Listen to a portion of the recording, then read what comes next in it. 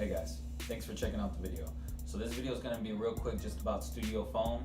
Not really, whether you need it or not, just how to use it, how to best use it. And for example, I'm going to go ahead and use this. This is your standard piece that you can get. This is a 1x1 2-inch thick. And this is the Auralex. Now the problem with the studio foam when putting it on is if you put it on the wall and you end up moving, you got to rip it off and you end up with this. See these patches right here? These are where, I'll bring it more into the camera. These are where pieces of the foam got left on the wall. Then you have this mess on the wall and you got to scrape that off. Then you got to paint it, repaint it because it gets all scraped. There's paint missing from when you had to scrape off the foam. And it's just a mess both ways. So one alternative method is to use a very small screw like this. And I don't even know if you can see that. Hopefully you can. It's very small like that, very minute. Very thin, very small. And you go ahead and you'll just put it in, preferably in the thinnest part, and you'll hammer that into the wall, and it'll push it, it'll put it into the wall and keep it fastened without really being that visible. And on top of that, it's not going to leave this crap. You see how you can see it right there, the nail sticking out? That goes into the wall. The problem though with that is you will have holes in the wall all over, but it's not that big of a deal. I did find a much better way to do this, and that's what I want to show you right now.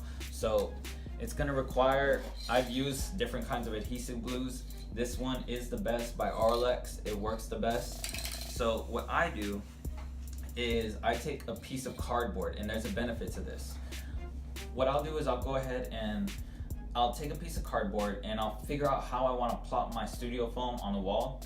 And usually I like to work in squares. So I'll do a 2x2, 2 feet by 2 feet, which will fit 4 of these 1 foot by 1 foot squares, right?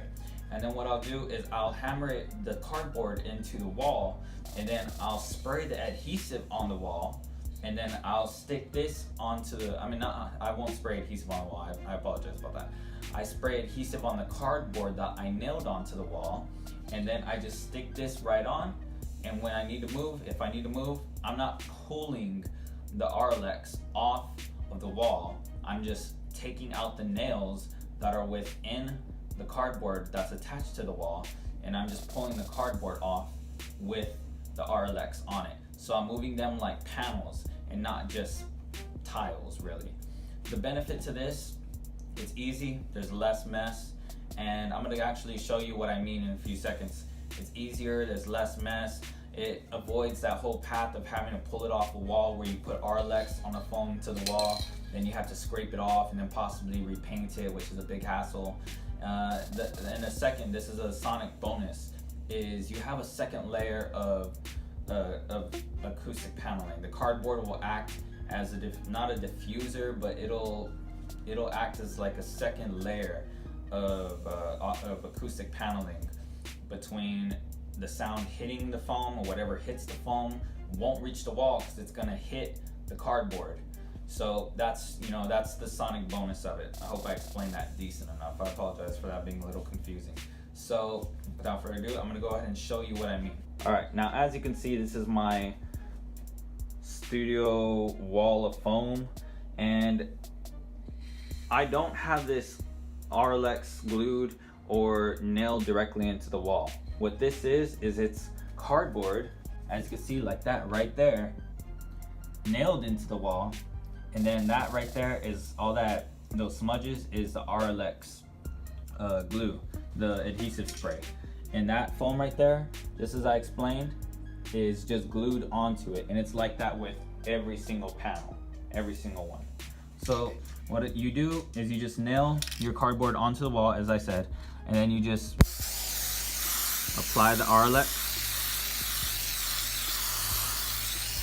as much as you want. I like to be generous with it.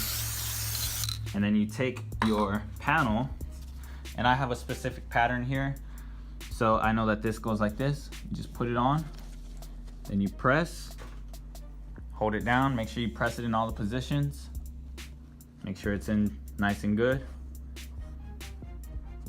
and ta-da, you're done. So yeah, that's it guys, there's really nothing much more to it. The adhesive spray you can find in your local Guitar Center or Sam Ash for about 20 bucks a can, which will last you a long time. The nails, you can get 150 pack for 97 cents at your local Walmart, which is where I got it. As for the cardboard boxes, if you don't have any lying around, that's all good. You can just head to your local Walmart as well, or Target, and just ask for some scrap cardboard they got laying around. They usually do.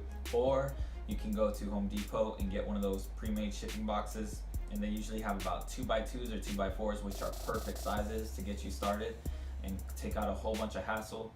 And as for the music, guys, if y'all like the beat that's under the video, let me know. Y'all support me. I know how to return the love. I'll finish it and I'll release it to you guys for free. Y'all just let me know what's good, all right? Once again, I want to thank you for checking out the video, and I hope y'all have a great day. Peace.